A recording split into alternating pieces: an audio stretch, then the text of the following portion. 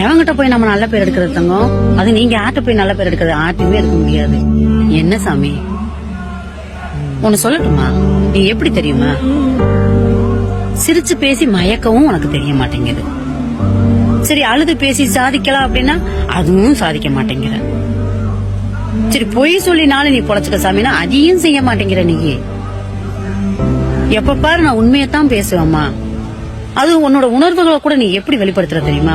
கோவத்தின் வெளிப்பாடாத்தான் நீ உன் உணர்வுகளை கூட நீ வெளிப்படுத்துற தங்கம்.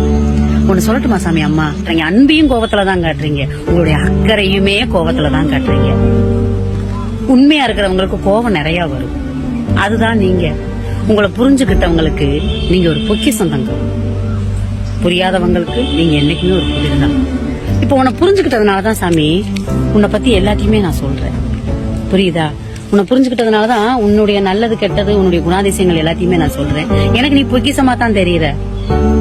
என்னைக்குமே பொக்கிஷமா பாக்குறவங்க கிட்ட நீங்க நல்ல பேர் வாங்கணும்னு நினைங்க. எல்லா கழுதைங்ககிட்டயும் நல்ல பேர் வாங்கணும்னு நினைக்காதீங்க. முடியாத தங்கம்.